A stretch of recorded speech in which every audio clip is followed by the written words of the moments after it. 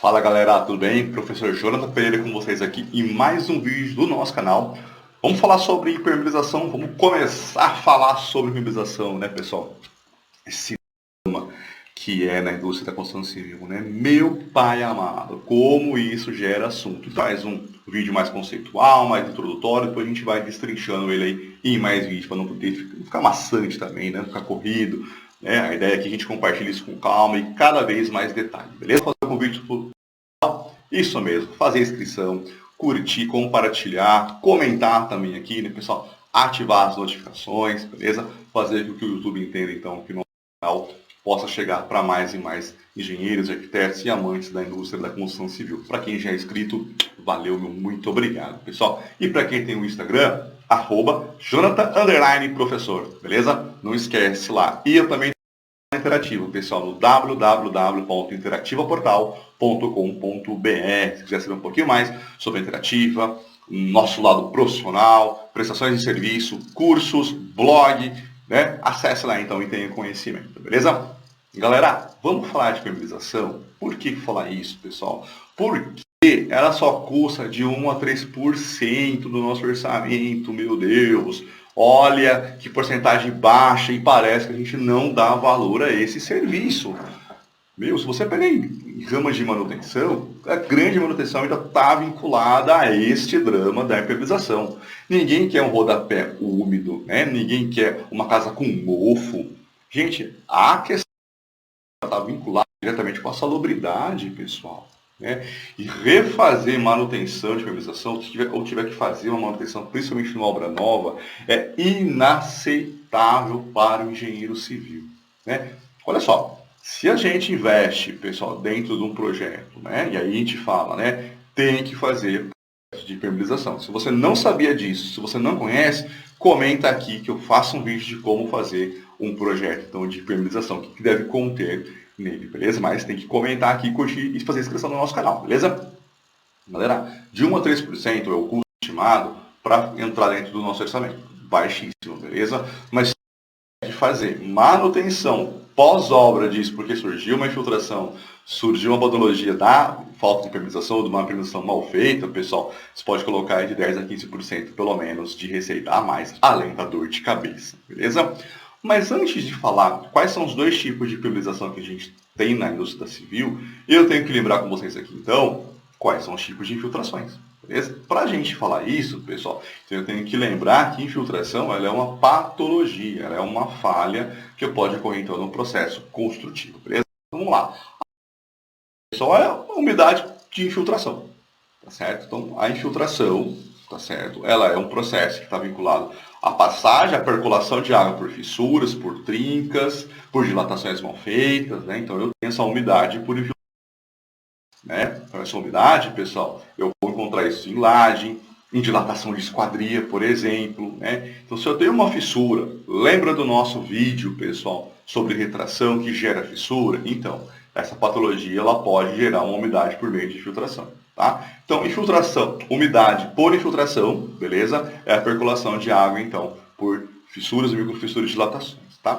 Outra umidade que a gente tem aqui, pessoal, é a chamada umidade capilar ou a umidade ascensional, ou seja, pessoal, ela está muito vinculada nisso à umidade da carga. Quando põe a carga no solo, é como se fosse uma esponja, tá? Lembrando que toda a estrutura ainda ela é porosa, porosa.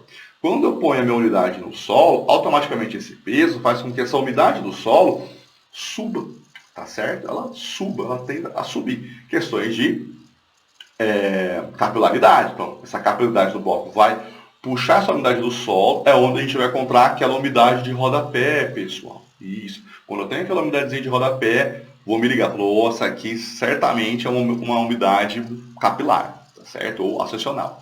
Tá? Porque aí, como se fosse uma esponja. Se você umedecer uma esponja e colocar algo em cima, automaticamente essa umidade ela vai subir. Tá? Então, fique ligado nesse tipo de umidade. Tá? Outra, pessoal, é por condensação, tá muito vinculada com aquela umidade do banheiro, do vapor, né? Tomar aquele banho quente, gostoso, aí você olha o gesso. Lógico, a gente tem tinta antimofo, tem um monte de materiais aí, né, que ajudam a compensar isso, tá? Mas essa umidade por condensação passa então por outro cômodo. Então está vinculado com o vapor, não diretamente à água, não diretamente ao estado líquido, mas sim à questão vapor, tá? Então existe a umidade também por condensação. Sauna, você vai encontrar muito isso, tá certo? Por isso que o teto de sauna a gente reveste muitas vezes com cerâmica, para reduzir inclusive a nossa manutenção. Depois eu tenho a de obra, que é muito raro de acontecer, mas acontece, galera. Umidade de obra, a gente vai encontrar muito isso quando eu trabalho com revestimento de reboco, né? Reboco argamassado. Por quê? Às vezes dá correria de adiantar o processo, de meter o pau na obra, pessoal. Eu esqueço que qualquer material cimentício ele tem um processo de cura final de 28 dias. Então, ou seja, o correto, dentro de um cronograma, eu revestir isso, ou seja, selar ou pintar qualquer reboco meu em 28 dias, porque eu tenho garantido que a água de secagem zerou. Né? Foi hidratado, o cimento foi hidratado, tá ok. Quando eu faço o revestimento de reboco, então eu tenho internamente ainda umidade. E aí, para ganhar tempo, eu meto um selador. O que eu fiz? Eu bloqueei a saída dessa água natural que ficou dentro do meu reboco. Para onde ela vai? Para a parte interna. A gente chama isso de explosão da umidade interna, porque essa água do reboco tem que sair. Se eu selei esse lado aqui, que é onde ela sai por natureza, que é o processo externo, ela vai ter uma umidade interna. Isso pode, inclusive, demorar para acontecer. Então, no longo da obra mesmo, você está fazendo tudo mesmo, já estou com umidade, aí eu vou ter isso em diversas alturas, bem espaçonada. Por que eu estou falando isso? Logo, logo a gente vai ter vídeo aqui sobre patologia, sobre isso, e umidade, né, vai sempre acontecer. Depois a umidade de obra, né, pessoal? Depois a umidade acidental, que é você furar um cano, né? Uma hidráulica mal feita, né? E tudo mais, tá? Então a gente tem aqui, pelo menos, essas umidades para a gente entender. Por que eu falo isso, pessoal? Então, para entender de umidade, né, se eu saber quais são os tipos de umidade que ocorrem, isso vai me orientar aonde eu falei na minha patologia, aonde eu falei no meu processo e aonde isso pode estar ocasionando depois a minha patologia. A primeira coisa de falar de permeabilização, entender quais são os tipos de umidade. Beleza, fizemos isso. Após isso, eu tenho que entender que a minha estrutura, pessoal, ela é móvel. Opa, como assim? Ela mexe. Né? Só que eu tenho elementos que são rígidos e eu tenho elementos que são mais flexíveis, tá certo? Então, quando eu tenho esse entendimento que a minha estrutura, eu tenho elementos que possibilitam movimentações, isso vai me determinar, então, que tipo de impermeabilização trabalhar. E aí eu vou para vocês, beleza? Eu vou ter as impermeabilizações rígidas e eu vou ter as impermeabilizações flexíveis, beleza? Então, dois grupos. Quando eu trago a rígida, pessoal, é a chamada argamassa polimérica. Por quê, pessoal? É o chamado componente A e B, tá certo? Porque não tem que ter muita flexibilidade, tá? Ela não tem muita movimentação. Porque se eu tenho uma estrutura que movimenta muito, a minha impermeabilização tem que acompanhar meu nível de movimentação, tá certo? Para poder garantir, tá certo, essa vedação total, tá? Então, quando eu tenho a minha impermeabilização rígida, pessoal, automaticamente vem na minha cabeça os conceitos de argamassa polimérica, a mistura de um material cimentício com um material, por exemplo, hidrofugante ou um material de cristalização que vai fazer então essa vedação. Por isso que eu encontro muito isso no baldrame, em alvenaria, na parte mais baixa, no rodapé, porque é uma estrutura que não tem muita flexibilidade. Então eu atuo então com a minha impermeabilização rígida.